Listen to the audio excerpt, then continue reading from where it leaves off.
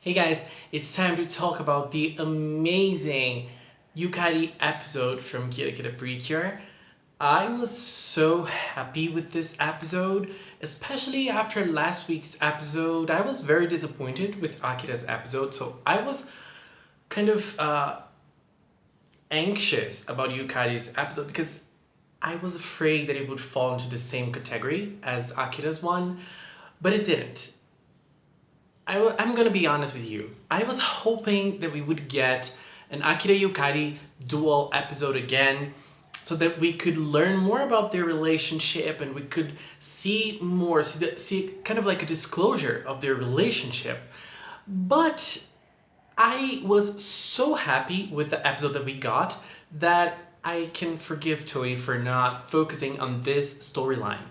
And I say this because I was very happy when episode 2025 aired. I was so happy that we saw both of them as a couple. It was very nice seeing a lesbian couple in Precure, but I'm gonna have to be honest here. I never really expected them to go all the way and show a kiss or something like that.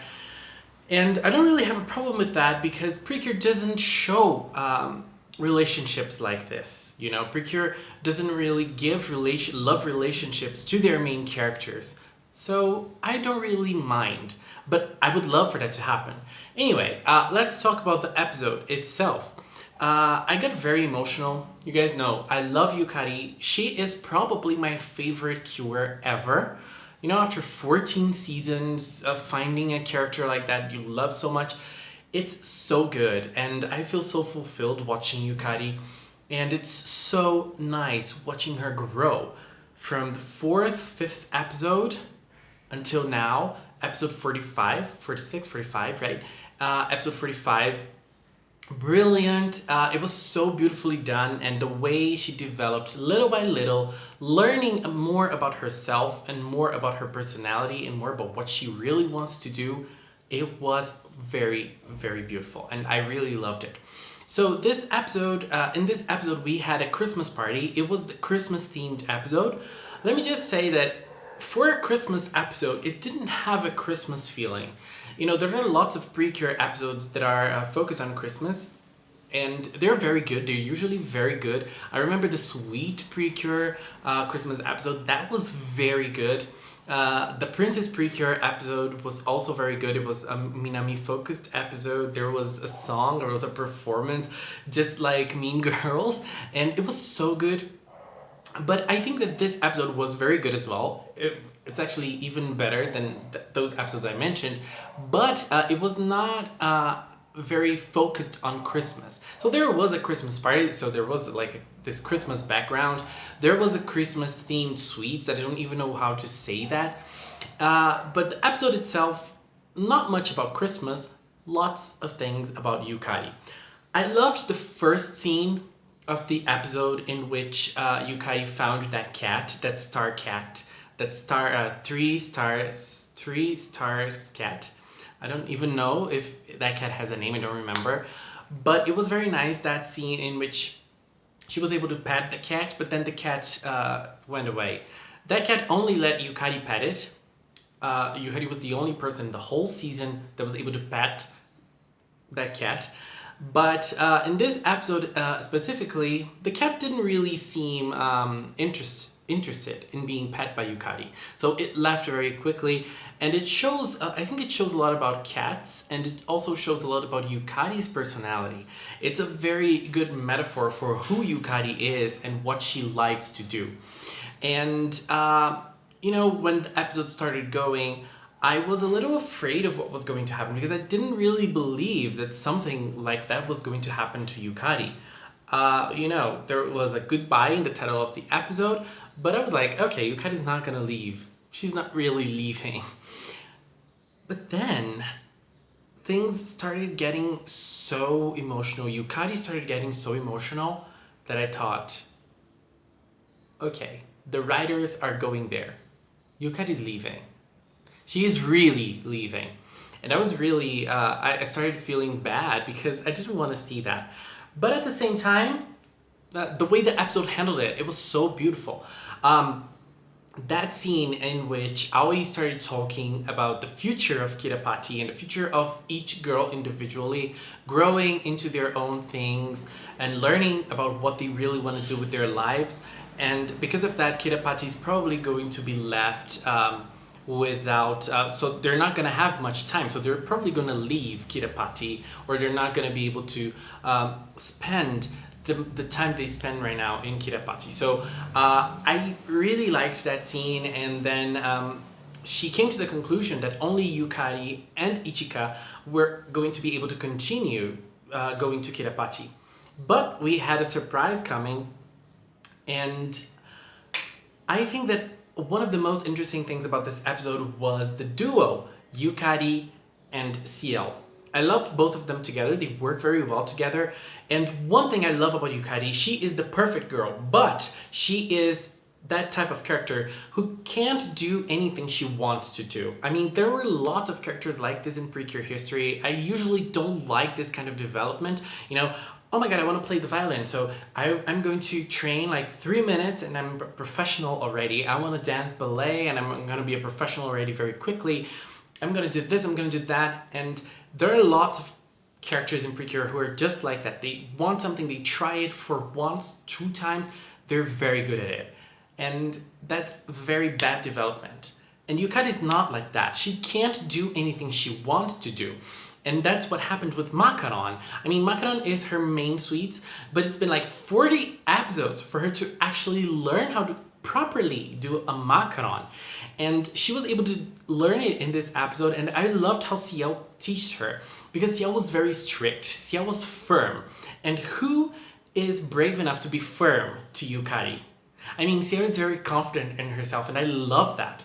Ciel was very confident in herself, and she was able to be very firm with Yukari, and Yukari was able to make great macarons. So now let's jump to the Christmas party. In the Christmas party, at the start of the Christmas party, it was very nice because we were able to see lots of characters from the whole season. We were able to see them there in the background, eating, having fun. It was so nice. And we were able to see Biburi in a great scene. We were able to see the monsters from the earlier episodes, again in another great scene. Julio, it was so nice seeing Julio again cooking with Ciel. And his tsundere personality, oh my god, I loved it. And that part when all of the girls started thanking the people that went to the Christmas party was very nice. And I loved when Yukari started doing her own discourse, and it was very beautiful. I think that what she said at that moment, I really loved it. I mean, the way she grew past her own tedious life after meeting the girls, after meeting Ichika, after starting to be a precure, after being on Kirapati, after meeting Akira, everything that made her life very exciting. I mean, she really became a cat. I mean, her life was so boring, but she found a new home and her life became another thing. And it was very nice seeing her put that into words. But when she said that she was going to study abroad and she was going to leave, I was shocked, but I was prepared. I was prepared, but even if I was prepared, I was shocked. And I was so emotional, and I liked how the girls were shocked as well, but they were happy for Yukari. They were able to be happy for her, and they were able to be happy for her decision. And after that scene, when they were alone in Kirapati and Pecorin started crying, I really felt for Pecorin, because Pecorin is a child. Not that those girls aren't children, but Pecorin is very young. She acts like a very young child.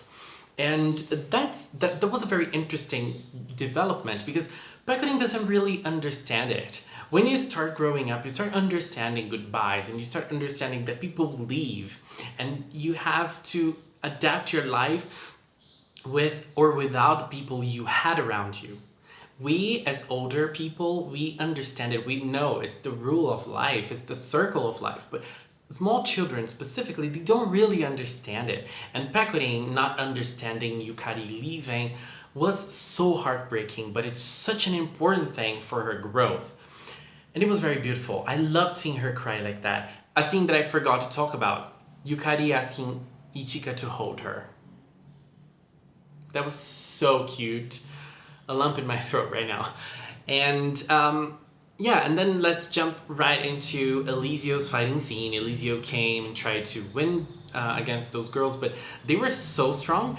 And another thing that I particularly loved about the fighting scene this episode, when the fighting scene started, Akira said to the girls, be careful not to get separated, something like that. And then Yukari was the first one to actually get separated. She separated by herself. And Elisio told her, oh my god, here it goes, the solitude girl again. And it's such an interesting thing what she said to him. We don't have to be together all the time. We don't have to stay together all the time. We are together. Our hearts are together. And I loved it. I loved it. I loved how interesting that was because I really connect to that specific part of Yukari's personality. I don't have to be together with everyone I love for me to feel close to them, for me to feel like I am still best friends with my best friends, even if I don't talk to them every day, if I don't see them every week. I still feel that, I still feel that close to me. And I can totally understand what Yukari says. That trait of her personality is perfect for me because I can really see myself in that. And I loved the way that she handled it. I loved the way the fighting scene handled it to enhance her personality. And the fighting scene itself was kind of nice. All the girls were able to shine a little bit. Yukari was able to shine more.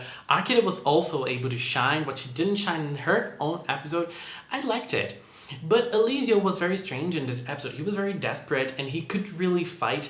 And it seems to me that his loyalty to Noir is being questioned in a way that it wasn't before.